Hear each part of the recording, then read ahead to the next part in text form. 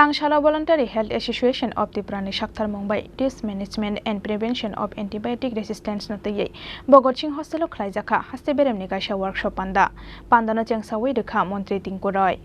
সবাইকে আমার আবারো স্বাস্থ্য দপ্তরের বলবো আমাদের এই ফার্স্ট সেশনের আমরা অন্তিম পর্বে চলে এসেছি প্রথম National Health Mission by Khlaijak o workshop Panda o মন্ত্রী টিঙ্কু রয় no karibo manjakha Poshim Jila Porishod ni chairperson Horidulala Acharji no khoboi National Health Mission ni kubun ozamarok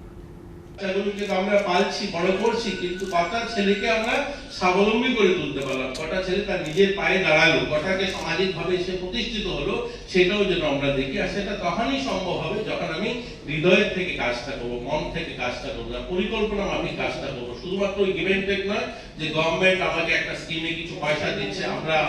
নিজেরা সোর্স করছি সেভাবে আমরা করে যাচ্ছি আমি ইতিমধ্যে খুব কম সময় হয়েছে মাত্র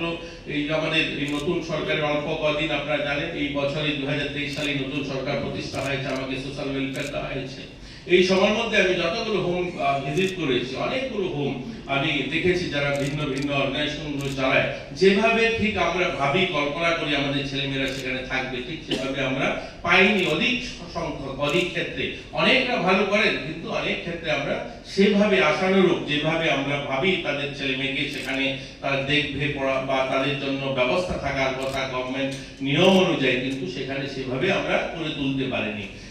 সেগুলো যেন আমরা করি আমরা যেগুলো হয়নি কিন্তু এখন থেকে যেন আমরা সেগুলো করি আমরা যেন ভাবি যে আমাদের ছেলে মেয়েরা কারণ আমরা দেখেছি দিব্যাঙ্গ যারা তারাও জীবনে ভালোভাবে প্রতিষ্ঠিত হয়েছে যদি চেষ্টা করে আমরা দেখেছি গ্রামীণ এলাকাতে গত 2018 সালে দেখেছেন আপনারা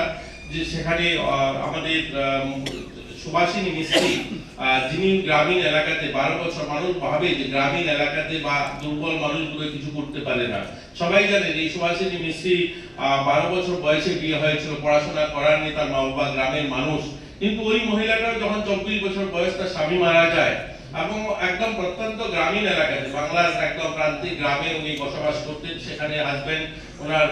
সেখানে শাকসবজি বিক্রি করতেন বাজারে সেই সময় ওনার স্বামী মারা যান 24 বছর বয়স 12 বছর বিয়ে হয়েছে 12 বছর পরেই স্বামী মারা যায় কিন্তু তিনি সেদিন সংকল্প নেন যে আমি এমন কিছু করব যে আমার এই গ্রাম থেকে কোনো মানুষ যেন আর না মরতে হয় চিকিৎসার জন্য যেন কোনো মানুষ না মারা যায় এবং সেই সংকল্প অনুযায়ী তিনি সবজি বিক্রি করতে যখন যেতেন বাড়ির থেকে বেরোতেন দু হাতে দুটো ব্যাগ নিয়ে যেতেন এবং সেই ব্যাগে তখনকার সময় রেলের ইঞ্জিনে যে কয়লা দিয়ে রেল চলতো সেই কয়লাগুলো কুড়ি রাস্তায় যেগুলো পড়তো সেগুলো নিয়ে যেতেন এবং সেই টাকার থেকে তিনি